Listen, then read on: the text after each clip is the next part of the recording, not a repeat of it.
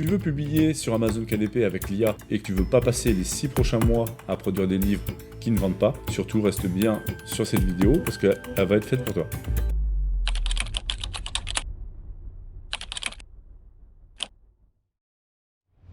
On va de plus en plus passer de promesses autour de l'intelligence artificielle. Tu as déjà sûrement entendu ce genre de message. Crée un livre 100% avec l'IA, publie-le en 15 minutes, l'IA fait tout à ta place, c'est gratuit, tu n'as plus qu'à mettre ton fichier sur Amazon et tu vas gagner de l'argent. Et forcément, quand tu débutes, c'est tentant et je comprends très bien. Tu te dis pourquoi je passerais des heures à réfléchir sur un livre, à structurer mes idées, à construire un plan, à rédiger, à corriger et à mettre en page si une IA peut tout faire pour moi. Sur le papier, ça paraît logique. Mais en réalité, c'est là qu'il faut être très prudent, parce que l'IA peut être un outil vraiment incroyable, vraiment, mais mal utilisé, ça peut aussi faire produire très vite des livres sans direction, sans aucune cohérence, sans vraie valeur ajoutée. Et donc des livres, je te laisse deviner, qui ne se vendront probablement pas dans le temps. Et c'est exactement ce qu'on va voir dans cette vidéo. On va parler des différentes façons d'utiliser l'IA pour créer un livre. On va voir ce qui peut être pertinent, on va voir également ce qui peut être dangereux. Et je vais aussi t'expliquer ma façon à moi de l'utiliser dans un workflow semi-automatisé, sans tomber dans le piège du livre généré en un seul clic.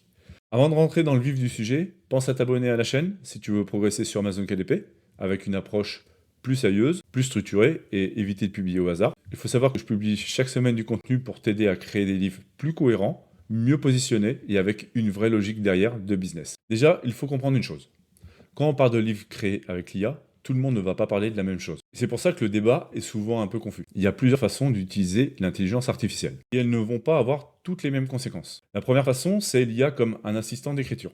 C'est le cas, par exemple, d'un auteur qui sait déjà écrire. Quelqu'un qui a déjà une belle plume, un style, une vision, une histoire, ou une vraie expertise dans le domaine. Dans ce cas-là, l'IA peut être très utile. Elle peut, par exemple, aider à reformuler un passage, corriger des lourdeurs, trouver des idées, améliorer une structure, débloquer un chapitre, ou vérifier si une idée est claire, ou même aider à rendre un texte plus fluide. Et là, franchement, je trouve ça très pertinent, parce que l'IA ne va pas remplacer l'auteur, elle va l'aider.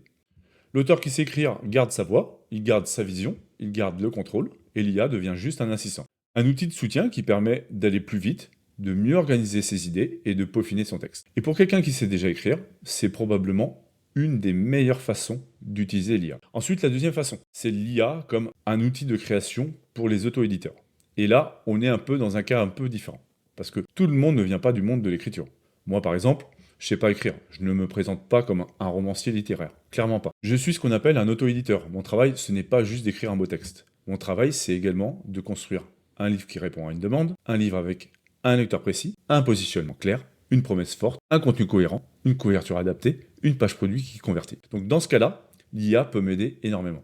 Elle peut aider à réfléchir à mon avatar lecteur, à clarifier mon angle, à structurer mon plan, à formuler ma promesse et à générer du contenu. Et donc, améliorer des passages, à rendre le texte plus clair. Et pour quelqu'un qui n'est naturellement pas à l'aise avec l'écriture, ça reste une énorme opportunité. Parce que l'IA peut permettre à des personnes, peut-être comme toi ou comme moi, de créer des livres qu'on aurait beaucoup plus de mal à produire tout seul. Attention, ça ne veut pas dire qu'il faut tout lui abandonner, et c'est là qu'arrive le troisième cas. Le troisième cas, c'est le livre 100% IA généré automatiquement. Et là, selon moi, c'est le vrai danger. Tu rentres un sujet, tu choisis quelques paramètres, tu cliques sur un bouton et le logiciel te sort un livre complet. Parfois même avec le titre, le plan, les chapitres, la description et presque tout le reste. Sur le papier, c'est vrai, c'est séduisant. Non mais franchement, je comprends pourquoi ça attire. Mais le problème, c'est que tu perds vite le contrôle. Tu ne construis plus vraiment ton livre, tu te fais produire par un outil. Et ce n'est pas la même chose du tout. Parce qu'un logiciel peut générer du texte, il peut même générer un texte très propre, avec des phrases très fluides, une structure vraiment plus que correcte, une mise en forme acceptable. Mais la vraie question, ce n'est pas est-ce que le texte a l'air propre. La vraie question, c'est est-ce que le livre est cohérent et avec une vraie stratégie? Est-ce qu'il répond à un vrai besoin? Est-ce qu'il parle à un lecteur bien précis? Est-ce qu'il tient la promesse annoncée dans la couverture? Est-ce que le contenu est aligné avec le titre, la couverture, la description et l'intention du lecteur? Et c'est là que c'est beaucoup plus compliqué. Parce qu'un outil automatique ne connaît pas forcément ta stratégie. Il ne connaît pas ton raisonnement et il ne reconnaît pas les décisions que tu as prises précédemment. Il ne connaît pas ton positionnement exact. Et surtout, il ne sait pas forcément maintenir une cohérence fine du début à la fin. Et c'est pour ça que je suis pas fan du 100% automatique, j'ai déjà essayé. Pas parce que je suis contre l'IA, bien au contraire, mais parce que l'IA doit être, selon moi, pilotée. Ma façon à moi d'utiliser l'IA va être différente. Moi, je suis plutôt dans un système semi-automatisé. Ça veut dire quoi? Ça veut dire que l'IA intervient, oui, mais elle intervient dans un cadre. Elle ne va pas arriver au hasard, juste au début du projet, en mode Tiens, fais-moi un livre complet. Non, ça, pour moi, ça ne marche pas. Quand j'arrive à l'étape de rédaction, ce n'est qu'une étape de tout mon système de création de livre. Avant ça, le projet, il a déjà été cadré. J'ai déjà référencé mon idée, j'ai déjà rempli une fiche pour mon livre dans mon système. Dans cette fiche, je retrouve les informations importantes. Je sais à qui je m'adresse, je connais mon avatar lecteur, je connais ses problèmes, je connais ses attentes, je connais l'offre de mon livre. J'ai une direction, un titre, un sous-titre, une promesse, un positionnement. Donc quand j'utilise l'IA pour rédiger, je ne pars pas d'une page blanche. Et je ne lui demande pas d'inventer tout le projet à ma place, je vais plutôt lui donner mon cadre. Et c'est justement ce cadre qui va tout changer. Mon workflow IA, c'est très simple, hein. C'est un cheminement de prompts. Une suite logique, une séquence si tu préfères.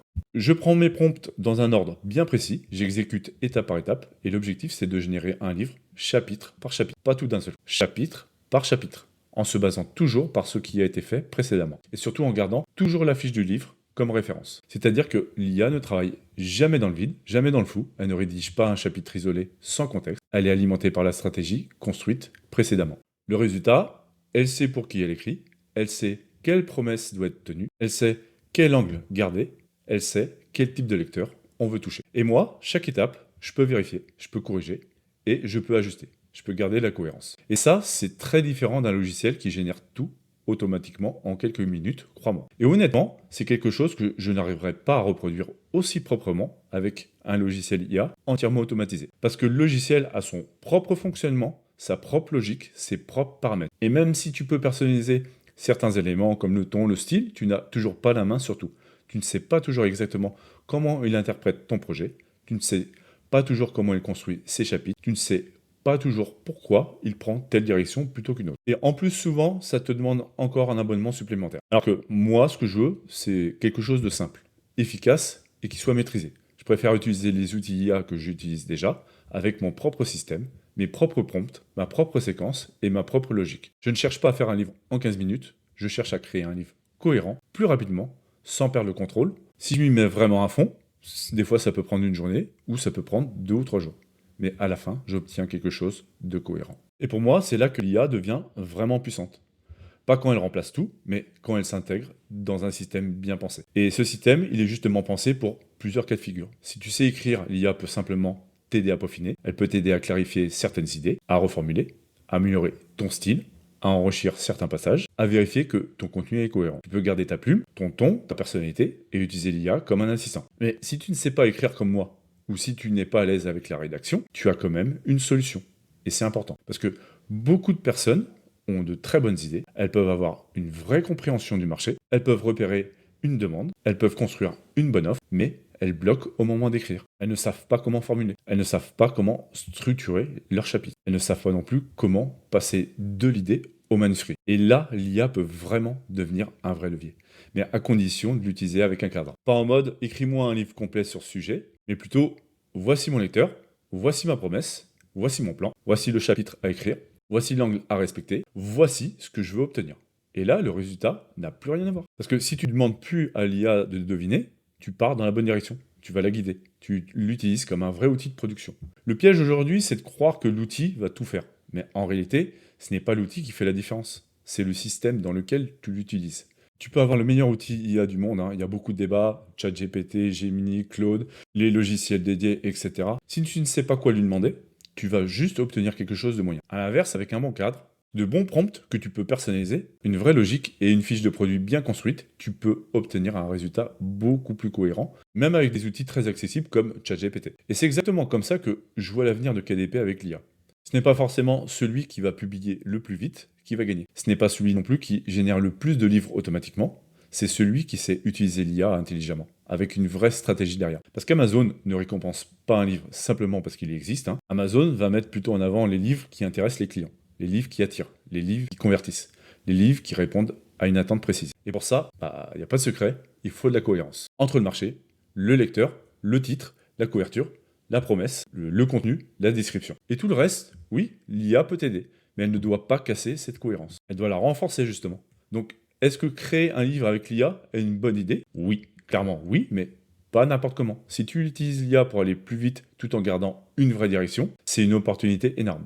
Si tu utilises l'IA pour améliorer ton travail, structurer tes idées, rédiger plus efficacement, corriger, reformuler, vérifier, c'est très puissant. Mais si tu utilises l'IA pour déléguer sans comprendre ce que tu fais, là ça devient dangereux, parce que tu risques de produire un livre propre en surface, mais faible en profondeur. Ça peut te faire un livre qui existe, mais qui ne va pas convaincre. Un livre qui remplit des pages, mais qui ne répond pas vraiment à une demande précise. Et c'est exactement ce que je veux éviter. Donc, si tu dois retenir une chose dans cette vidéo, retiens bien ça, c'est que l'IA ne doit pas remplacer ta stratégie. Elle doit l'exécuter plus vite. Elle doit t'aider à produire, à clarifier, à structurer et à améliorer. Mais elle doit toujours rester dans un cadre. Et ce cadre, c'est ton système à toi. C'est pour ça que, dans ma façon de travailler, la rédaction IA n'est qu'une seule étape. Elle s'intègre dans une méthode plus large, une méthode où on réfléchit un livre avant de le produire, où on construit une fiche solide, où on garde le même fil conducteur du début à la fin, où chaque chapitre est relié à la promesse de départ, et donc où le livre ne part pas dans tous les sens. Et c'est ce qui permet d'utiliser l'IA sans perdre la cohérence. Si tu veux en savoir plus sur cette approche, j'ai préparé un atelier privé. Donc dans cet atelier, je t'explique ce qui compte réellement en 2026 pour vendre des livres sur Amazon KDP. Donc pas juste pour publier, je te montre pourquoi la cohérence est devenue centrale sur KDP. Pourquoi beaucoup de livres ne décollent pas et comment construire un projet avec une vraie logique dès le départ. Tu peux t'inscrire via le lien de description en dessous et à la fin de cet atelier, si tu sens que cette approche te parle, tu pourras réserver un appel découverte avec moi. On regardera tout ça ensemble, on verra où tu en es et si mon accompagnement peut vraiment t'aider à avancer ou pas. Dis-moi en commentaire ce que tu penses des livres 100% IA. Est-ce que c'est pour toi une opportunité énorme ou est-ce que c'est plutôt un piège pour les débutants? Je suis curieux d'avoir ton avis et si cette vidéo t'a aidé, pense à la liker et surtout, encore une fois, à t'abonner pour les prochaines vidéos. Je te remercie, c'était Sylvain de l'école KDP. Ciao.